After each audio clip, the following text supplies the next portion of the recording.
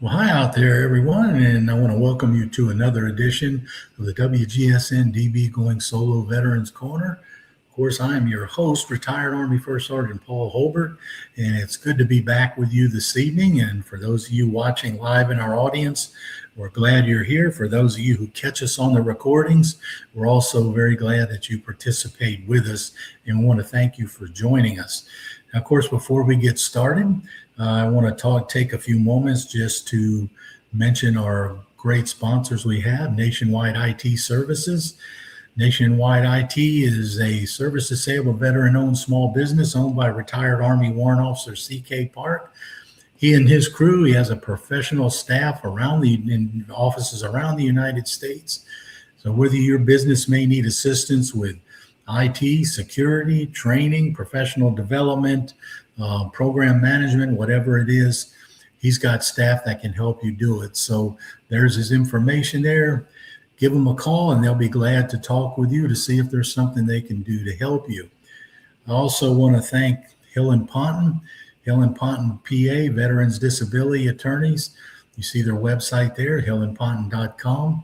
They've been in business for over 3 decades, and their specialty is assisting veterans and their families navigate that myriad of maze called the VA to help you understand as a veteran and a family member those benefits that you've earned through your service, and to help you when you're struggling with the VA to navigate through and work with the VA to help you obtain those benefits you've earned. I will tell you, they will also offer you free webinars on the site that you can look at. So go to their website there, hillandponton.com, take a look and see if they can help you as well. I want to take a moment, of course, to give a shout out to Heroes Bridge. Heroes Bridge is a veteran service organization located in Warrenton, Virginia, and we are proud to be associated with them. They are in the middle of building a new village out there in Warrenton to house homeless veterans and their families. They also provide a myriad of services around the Northern Virginia area, Maryland, and quite frankly, to be honest with you, across the United States, because I make contact with veterans that they service from all over the country. So take a look at their website, heroesbridge.org. See if there's something you can do to help out and find out what they're doing. And finally, we want to thank Reese Across America for our broadcast agreement. You will find our show broadcast in Reese Across America's radio network every Monday afternoon at 4 p.m. Eastern Time. You can also go to Spotify, iHeartRadio, and search Reese, and you will be able to find those networks as well. So we are happy to be partnered in broadcasting with Reese Across America. So I want to bring up tonight's guest, and tonight we are glad to have back retired Marine pilot Garrett Biss. Served 17 years and finally left the service, I think, in 2015. And Garrett is an award-winning author and a life coach, and he also does a lot of other things to assist veterans. So we're going to talk with him about that. So Garrett, first of all, let me say thank you for joining us again this evening. Well, thank you for the invitation. I'm really excited to be here and looking forward to see what we get into tonight. Yeah, I mean, and I just want to talk a little bit more about your service for the guests who didn't see you the last time. So you spent about 17 years in the Marine Corps, correct? That is correct. Yeah, I enlisted in 1999, was later accepted to a commissioning program, had the great fortune of being selected for the aviation pipeline after that.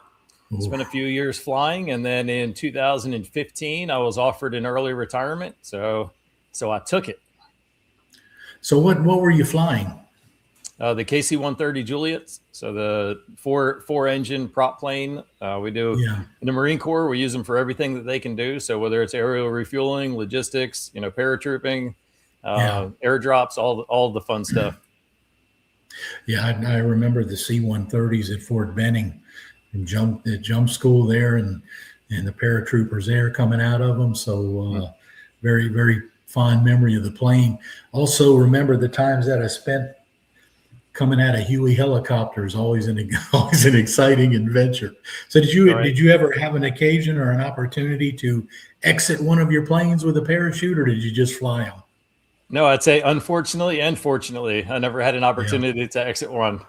Is a fun fact when they send all the pilots through aviation school, at least this is what they were doing when I went through in 2008, 2009. They needed us to be familiar with our parachute gear and equipment in case we ever needed to Yeah. use it, but they didn't have the budget Sure. to send everybody through, to get their jump wing. So the best that they could do was drag us behind a pickup truck in southern Alabama, and basically go parasailing at a farm so that they could pull us up to 200 or 300 feet, stop the truck, let us fall, do it a couple of times, and that was sufficient in their eyes to make sure that we knew how to land with a parachute. Yeah, that's interesting. So you said Southern Alabama. What was that, a particular post, or where was that? So NES Pensacola. So we Okay. did the aviation pre-flight indoc there. So it's a stone's throw from Southern Okay. Alabama. Okay. All right. Yeah. Well, the reason why I ask is because when you said Southern Alabama, yeah, I was thinking the Army had a flight post down there as well, primarily for helicopter pilots. Mm. But we also had a post right down there in that area that serviced the helicopter pilots. All right. So I'm sure you enjoyed your time as a pilot. And how did you get the opportunity to go to officer school? It's a great question. I don't know. I submitted a package. I was looking at one of the the little plaques that they give you when you PCS after a duty station. It was funny because even when I was a corporal or an E4 in the Marine Corps, with the inscription on my plaque was officer wannabe. So I don't know if that was like a stab or if that was some kind of encouragement. But when I initially joined the Marines, I intended to do 4 years and get some experience, learn some skills, get some money for Yeah. college. And then I realized that there was a commissioning program. Sometimes they send enlisted Marines to get commissioned. So I said, well, Mhm. heck, if I can get that, I'll spend some more time in the Marine Corps if they'll help me take care of my degree, and then I'll get more experience and more training. And then while Sure. I was at a college getting my bachelor's degree, I heard about this aviation pipeline. I was like, oh, that sounds pretty cool. Let me put my name in the hat for that. So it all worked out in my favor. Oh, that's pretty good. Yeah, I worked as a civilian. I worked for the Federal Aviation Administration for a number of years before I retired again. And one of my bosses there was a retired Air Force lieutenant colonel who flew C-5 Galaxies. Wow. Yeah, and I was always amazed at those things. And of course, his crack to me was he said, I never understood why you Army guys chose to jump out of a perfectly good airplane. And one day I told him, I said, well, Vince, it was like this. That's because we figured out you were flying it and it was safer on the ground. So, Yeah, you always have that back and that's forth right. and the camaraderie between the services. And I'm sure you probably miss a little bit of that now, too, that you're out. Certainly do. And it's funny and it's something to be mindful of. I'm sure we'll talk a lot about military transition and things that are different as we're trying to integrate in with the new culture in many ways. That's something that's true of about a lot of veterans. And what I didn't realize until recently was it tends to make a lot of civilians uncomfortable when they see the way that we kind of go back and forth at each other. Yeah. We do it because it makes us feel, that's our love language for lack of a better way to say it. When we're jabbing each other or making little comments Yeah. like that, it's because that's how we demonstrate. I see you, I respect you. I know that you're strong and worthy enough to be able to take some of this, and I'm expecting it from you in return. Yeah. But one thing to be mindful of, because when civilians are overhearing some of that banter, they might have certain presumptions about who we are. Not quite sure how to take it. Huh? Right. Well, so you got out and you're at garrettbiss.com and you're providing a lot of different types of services for, especially I know you're concentrating or were concentrating on ex-military folks transitioning out of the service. You start off doing a lot of TED Talks. Can you share I with did us one. just a couple? I'll correct you on that one. I did one. If you want, I'll give you the 2-minute version of 2015 to what I'm doing today. And the Sure, the yeah, quickest go version ahead. of that story is I took Yeah. the uniform off for the last time, and unfortunately, my experience mirrored a lot of veteran experiences. So there was something internally that I was struggling with, didn't quite understand it, started using substances and certain behaviors to help cope the best I could. But all Yeah. along, that it felt like there was a tremendous void. There was something inside of me that just wasn't right, and I couldn't put a finger on it. I didn't really understand what it was. Fortunately, around that time, I was introduced to some great mentoring and this field of study called applied positive psychology. And through that introduction, that experience, and the work I was doing with my coach and my mentor, I began to kind of fill in some of that void. What became clear to me much later was a lot of that internal struggle, a lot of that void that I was dealing with was this loss of identity, this loss of sense of meaning and purpose, this loss of camaraderie and that brotherhood or that sense of connection that I was so used to. And through some of that work, it helped me to repair some of the damage that was done after going through a major transition like that. Yeah. Got me really excited about how to bring some of what I was introduced to back to other individuals who had struggled with certain substances or behaviors or certain challenges in their life that they were having a hard time navigating. So I began doing a lot of work in the addiction recovery field. So working with individuals who had started a recovery journey and then helping them kind of take that to the next level. I see so many people get stuck in this recovery phase where they're just trying to put their life back together or make up for any of the damage that was caused from certain substances and behaviors. And while that's a very important step, too many people get stuck there. And what I see is individuals' potential to use a lot of what they gained in some of the darkness and the struggles to actually build a stronger foundation, and in some ways help them get to places they couldn't have otherwise had it not been for some of those challenging chapters in their life. So I was doing a lot of work. I opened a addiction recovery residence, so a long-term sober living environment for people that need a safe, supportive environment for their recovery journey. And then after doing all of that for a number of years, I had to contend with this fact that I was getting very burned out and very exhausted. And I was beginning to question if I was on the right path, if I was doing the right thing. And the elephant that was sitting in the room the whole time was I had had certain experiences and was introduced to certain things for the purpose of equipping and enabling me to come back and serve the population, which I understand the most or can connect with the most, which is the veteran population. So when I took my uniform off for the last time in 2015, I exited stage right, and I wanted to go figure out who Garrett Biss was. I knew who this Marine was, but I wanted to go figure out who I was. So I separated myself, as far as I could from the veteran identity or from the past that I was trying to find a new terrain and find my new identity. But I realized that was a very necessary step because it helped introduce me to some things that were really preparing me to come back and serve that veteran population. So for the last couple of years, I've really been focused on doing whatever I can do to help improve the plight of the veterans. We look at some of the statistics. It's not a great picture to look at. We look at the rates of self-inflicted harm or self-inflicted death, of substance use disorders, of mental health challenges, and a lot of the struggles that the vast veteran population is dealing with.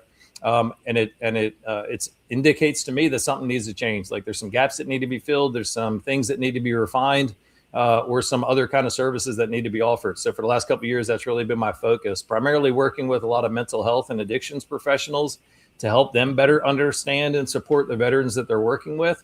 And then also developing some curriculum and programs specific to veterans so that I can at least share some of the things that I learned and are common to other veterans about their experience, to provide some insight, provide some hope, provide some clarity, and give them some concrete things that they can do to take some of those steps in the direction that they're trying to travel.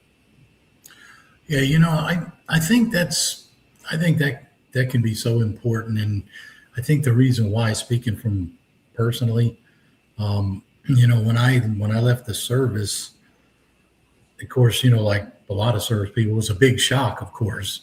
I spent 21 years and retired, but I've talked to several of the guys that I served with back in Desert Storm, and I recently, and a lot of them have struggled in a number of ways, health-wise as well. I mean, talking about physical health.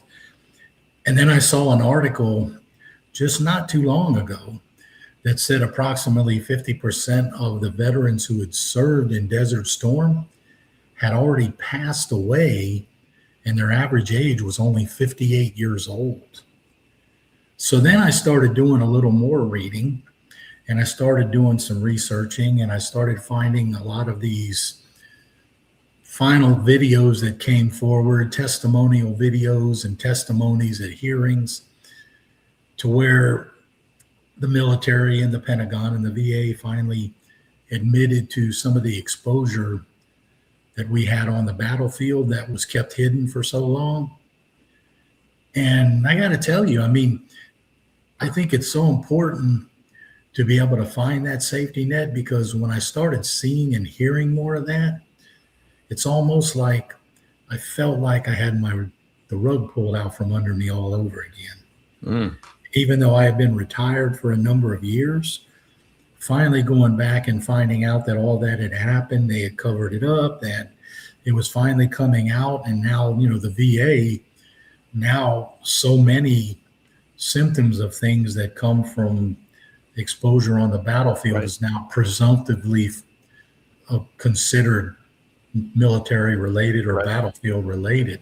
So, yeah, I think that to be able to still maintain some type of link, or at least have that transition, I think is very important. So I think what you're doing can really make a difference, because I know it helped me a lot when I first left the service. I found some friends that I was able to, continue that link with, and even now later here in my life. But I think it's so important what you're trying to do. And you were doing coaching for a while too, weren't you?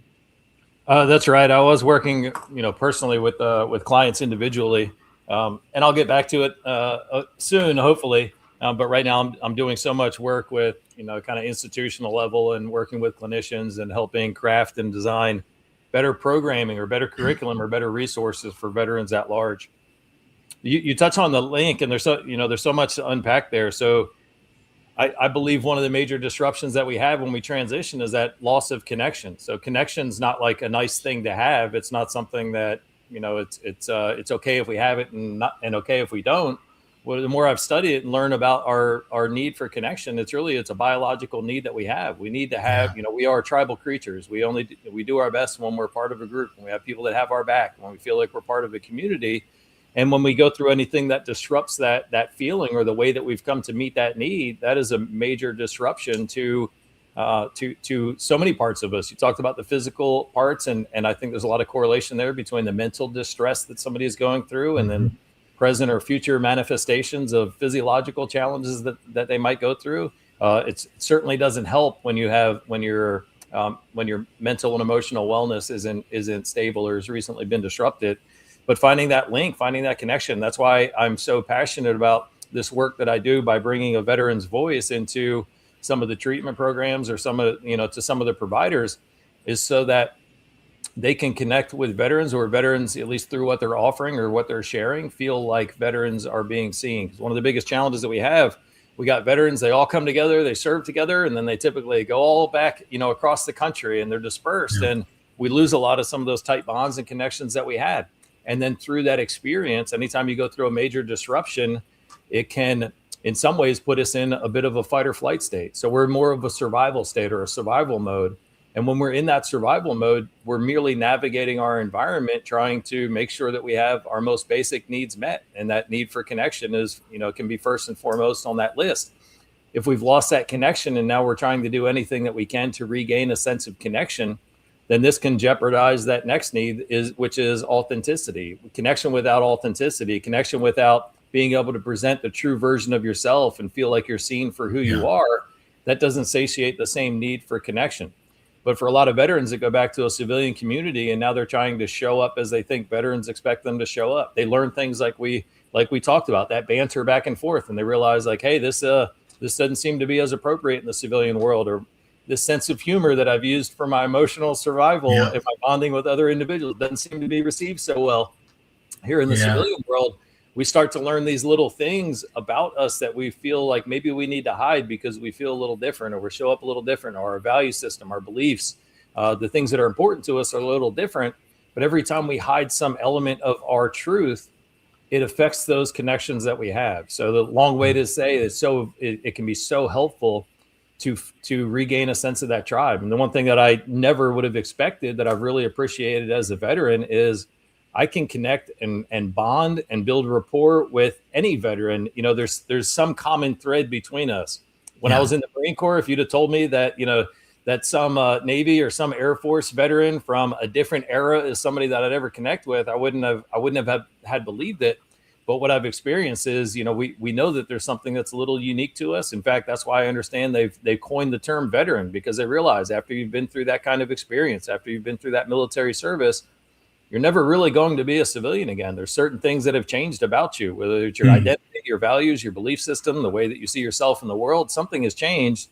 Yeah. And it's likely, so therefore we have this term so we can recognize people that have been through an experience like that. Yeah, and I have to tell you that identifying, I recently was watching a show and they were talking about veterans, and you see veterans around all the time with different kinds of hats on, VFW, DAV, their service hats and all this. And, they asked a couple of them why they wear those hats. And of course, all of them had the same basic answer. Hey, look, I'm not looking for attention. I'm wearing this hat because I'm out there looking to identify with my fellow veterans. Yeah. And it's funny because I was out at an appointment this past week, and there was an older gentleman sitting there, looked over and saw his Vietnam veteran hat on. And of course, I happened to have my DAV hat on that day.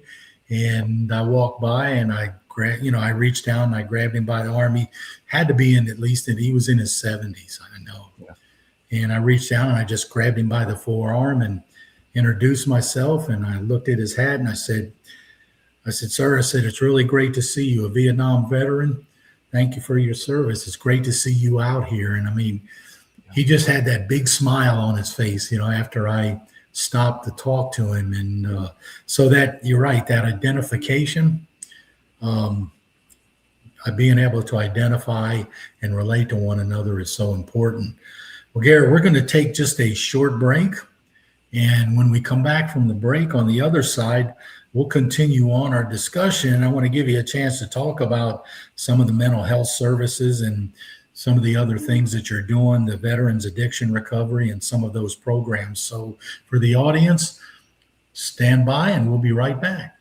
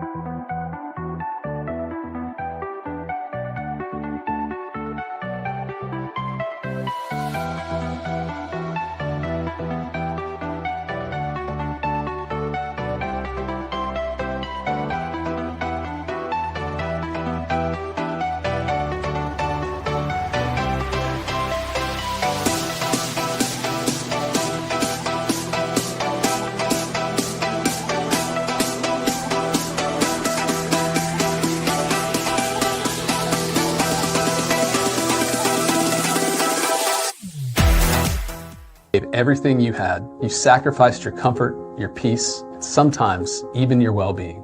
Over 3 decades, Hill & Ponton has helped to be a guiding light for veterans seeking their rightful disability benefits. When our heroes are in need, we are not just lawyers. We're an ally, a team who understands the struggles you faced. If you're a veteran seeking the benefits you deserve, let us stand with you on this journey, because every battle deserves a hero, and no hero should fight alone.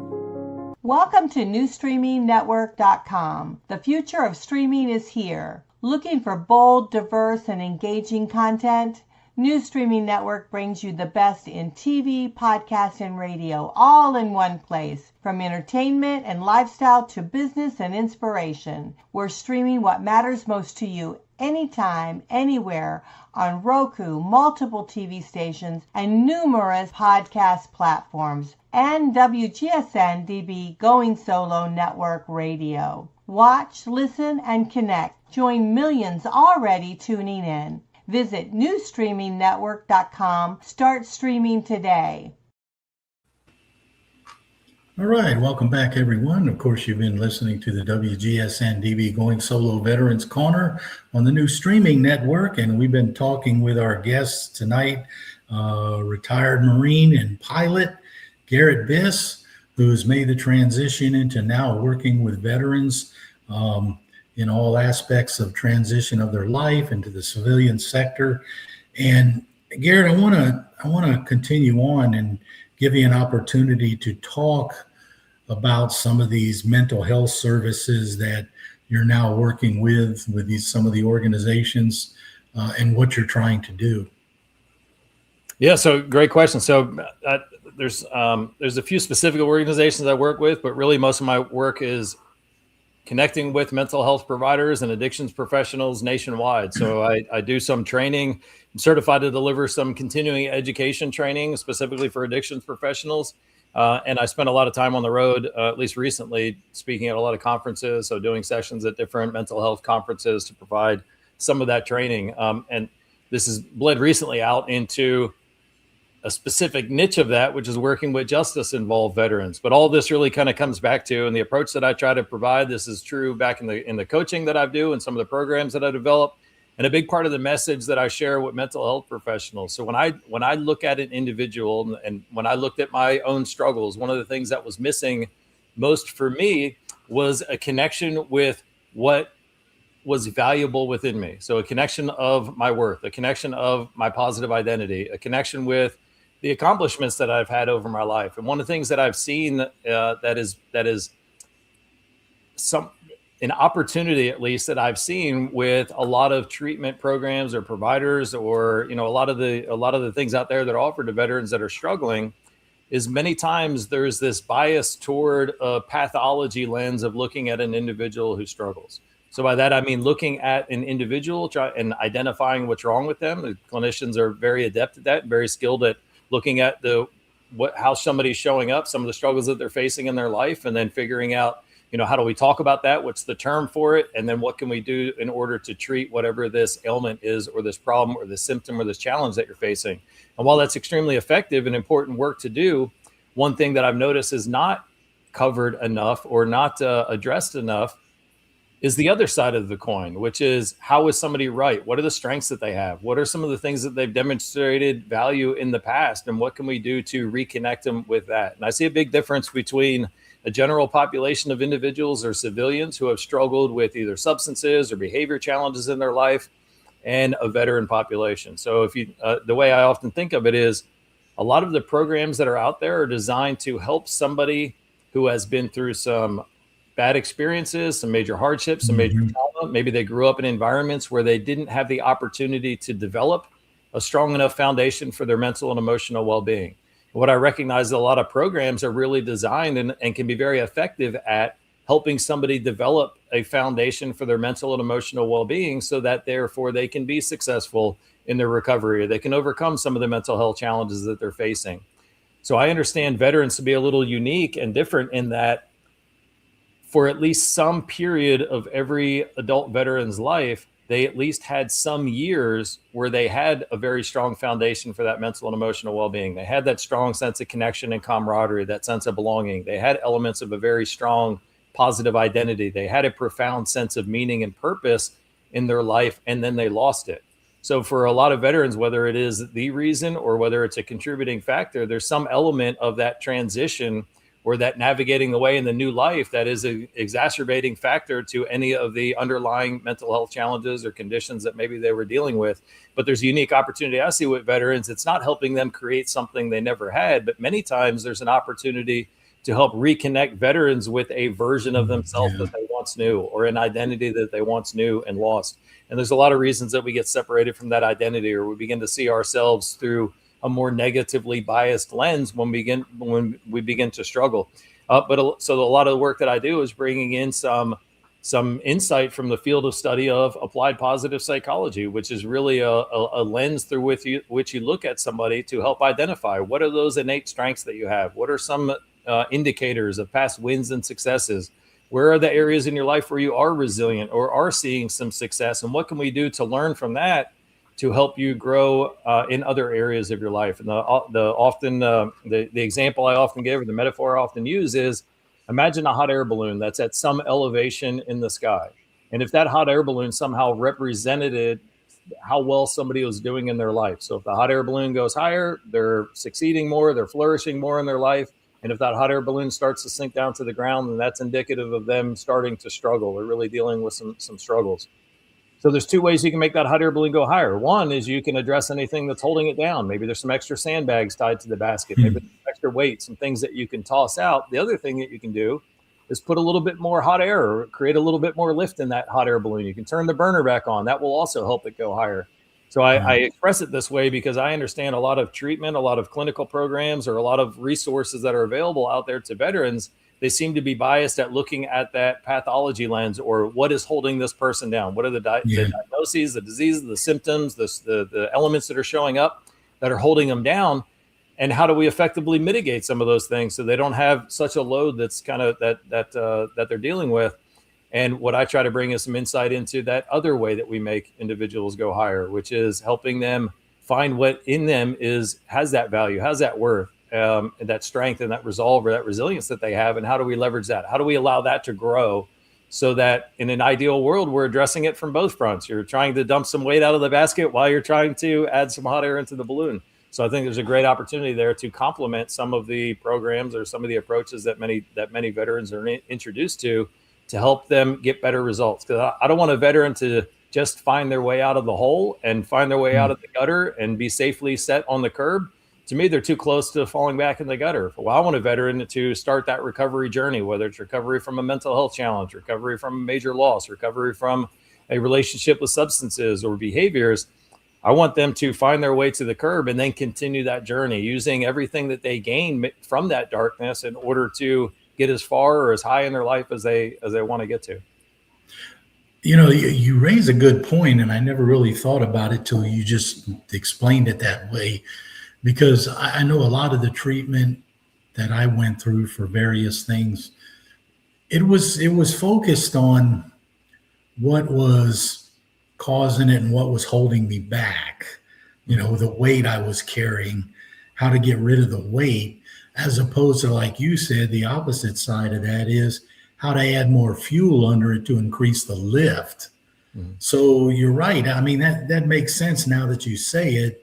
Because my experiences for a lot of the treatment I had has always been, how can we alleviate some of the weight that's holding things back, not necessarily concentrating on what can we do to raise this person up, or, you know, once we help them with what's holding them back, now how do we make them transition and rise higher? So I think that's a good point that you bring up. And they're both very important, but if we look at the extremes, if you have zero lift in your hot air balloon, then you can cut everything that is holding you down and remove all the weight, but there's still nothing that's lifting you up and really into the life that you want. And on the other extreme, it can't just be a focus on your strengths and win. Like, there's probably some very real and severe things that need to be addressed. So you can have all of the lift in the hot air balloon. You can burn all the fuel in the burner out, but if you're tethered to the ground, then that's also not going to be effective. So I think a good, strong approach is, and doing this at the right time, but eventually looking at the holistic picture, certainly address some of the things that are holding you down, certainly address some of the things that you can leverage to move back.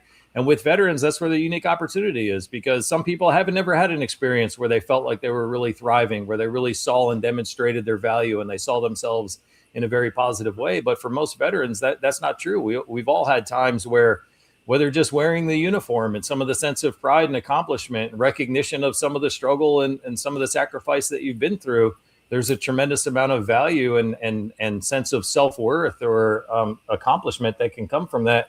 And this is something that you don't lose when you take the uniform off. It was merely a demonstration of who you are, or some of the strength or worth that you have that came through wearing the uniform, but you don't lose that when you take that uniform off. And if you want to unpack this a little bit more, one of the reasons that veterans can become so disconnected, at least through my experience or what I experienced personally and what I see or what I've learned as I reflect back onto some of those darkest periods of time that I went through. Again, back to this being in survival state. So you go through any major disruption. It can be a trauma. It can be a major transition. It can be, grieving. It can be a sense of loss. Any major disruption in your life that alters some value, some belief, some way that you see yourself or understand your place in the world, that disruption often leads us to, as we're trying to navigate this new vision of the world, of this new understanding of the world, trying to navigate and figure out who we are, that's a major disruption that often leaves us in that survival state. One of the things that happens in that survival state, or in that triggered or that fight or flight state, is we become very attuned to, it's almost like we put up a stronger negativity bias to everything that we see and perceive, because in this moment, we are so focused on merely trying to navigate potential threats. So we become more negatively biased, more critical, more, just our positivity becomes disrupted because we're not worried about enjoying the good stuff right now. I just don't want to be caught off guard again. I just don't want something else to harm me. I feel like I'm back on my heels already. I don't want something else to negatively affect me. But because we're so strongly biased towards survival, it also begins to disconnect us from everything else that is also true in our life and in ourselves that is positive, because those positive things don't really matter right now. I need to be mindful of the next saber tooth or the next, the next thing that's going to come out of the darkness and catch me off guard.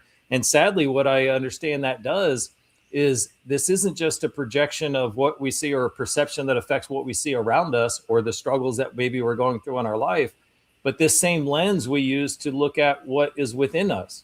We become much less in touch with or much less aware of all of the positive traits that we have, the strengths that we have, the many wins and successes that we've had in the past. Because again, at this time, we feel like those things don't really matter. I need to become hypercritical and hyper aware of any weakness that I have, any place that I'm falling short or falling down, any mistakes that I've made in the past. Because if I were to repeat those mistakes, well, that could be another threatening experience, or that could threaten some other basic need that I have. So it's not that something necessarily changes in an individual, but their perspective changes so much that they become disconnected with, or not as aware of, or not in touch with some of those positive things that are also true. And then this can, kind of fuel that downward spiral. So that's a big part of the work that I do, either individually or when I'm working with clinicians or mental health providers or peer support specialists or recovery coaches, is offering some very simple interventions or tools or exercises that we can do to help begin to bring some intention into shifting that perspective a little bit. So it might be our natural hardwiring for survival that naturally closes our perception on all the good things and puts up that strong negativity bias. That might be our natural hardwiring, but it doesn't mean that we can't overcome that. It doesn't mean that we can't kind of force that lens of perspective open again in order to see some of the many positive things that are also true about us.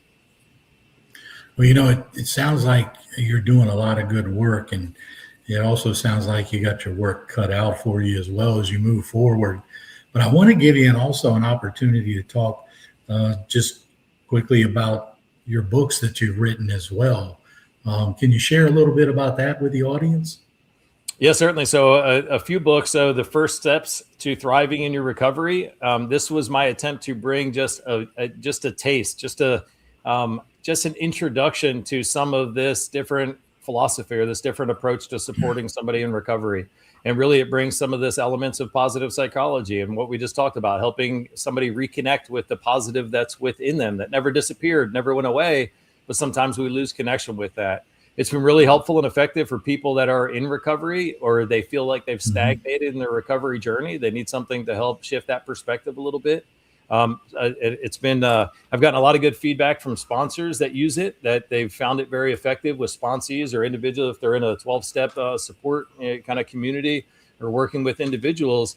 And I've had a lot of sponsors tell me like, hey, I'm working with this guy or this girl, and you know what? They just keep getting stuck. And I'm like, let me guess. And they're stuck on step 4, doing a personal inventory of all the things that are bad with them. And if you're not familiar with the 12 steps, there's an opportunity to go through and really just kind of look at and give an honest assessment of some of your faults, some of your weaknesses, some of the mistakes that you've made.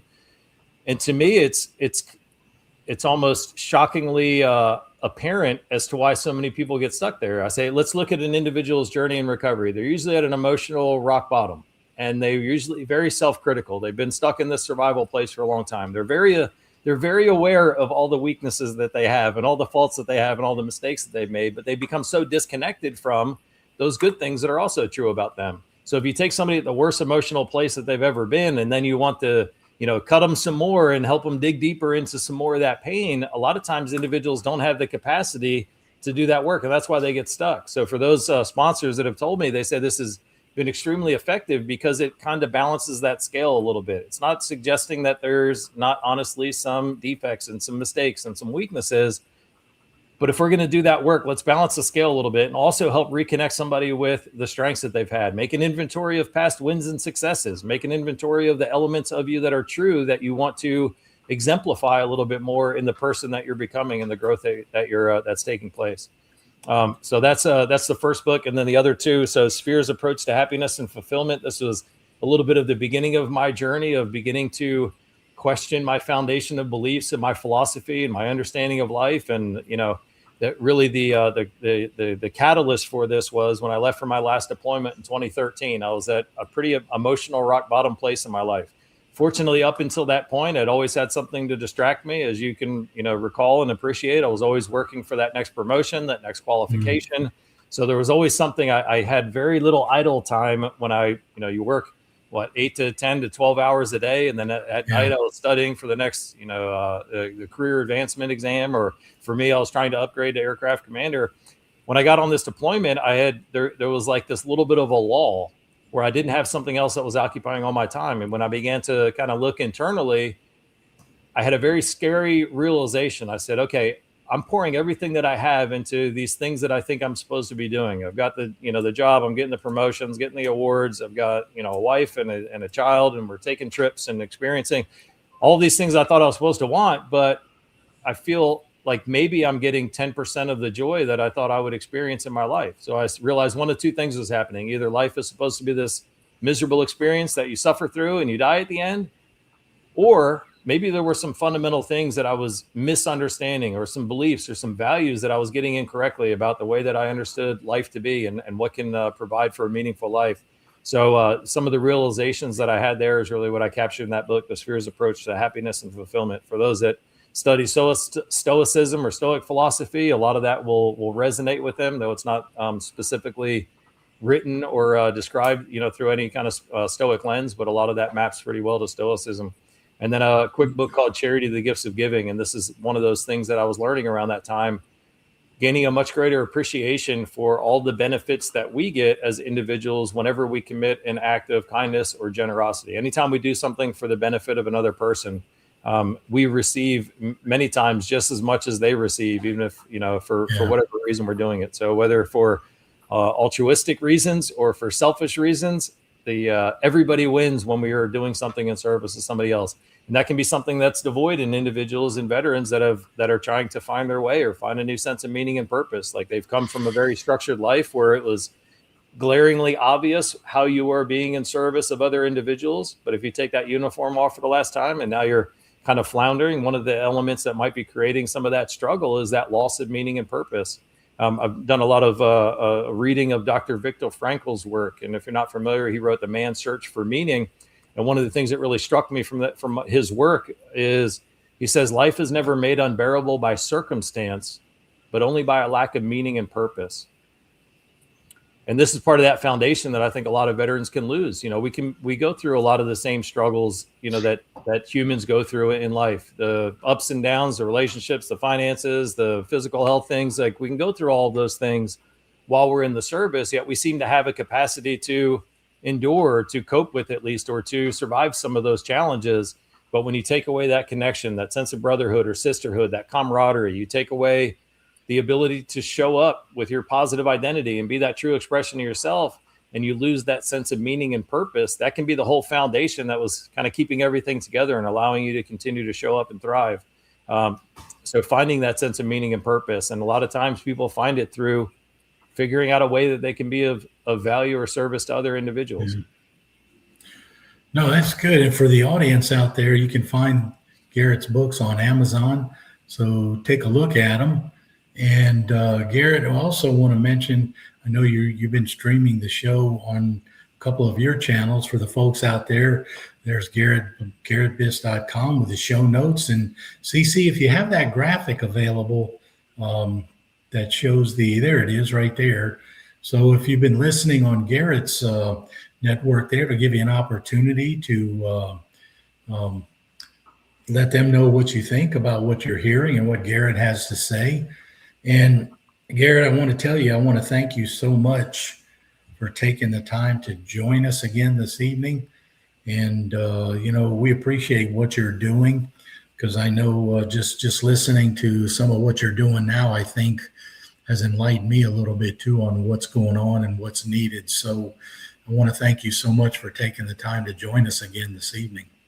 Absolutely. It's my pleasure. And thank you for providing a platform to have some conversations like this. There's so much that veterans need to hear. For one, first and foremost, we need to understand that we're not broken. Even if we are struggling, it's not because of our brokenness. Sometimes it's just because we've become disconnected from who we knew ourselves to be, or disconnected from that meaningful work. And it's really important to have platforms and conversations like this. So I really appreciate the work that you're doing, so that veterans can hear from other veterans and realize that they're not alone in their struggle. They're not unique. They're not, uniquely defective. Maybe there's just something that they're going through that's preventing them from showing up or experiencing life the way that they want. And we can come together and we can talk and we can share ideas and personal experiences. And in doing so, I think that helps the whole veteran community grow. So I thank you so much for this show and for inviting me on again. No problem. I'm glad to have you on. And for those of you who've been listening outside, we have Garrett's website that's been up, garrettbiss.com. So take a look at it, see what he's doing, and reach out to him if you think there's something you'd like to talk with him about, or maybe enlist his assistance. So make sure you reach out. And for the audience out there, as you know, we always try to provide information that's helpful to the veterans and their families. Just want to give you a reminder, there's the website, the VA Home Loan Support. A lot of veterans tend to forget about this one benefit that they're entitled to. There's some new things to the program, so you need to go on there and take a look. Also, don't forget, disabled veterans at certain points are also exempted from the funding fee from a VA home loan. And just because you use it once doesn't mean it's gone.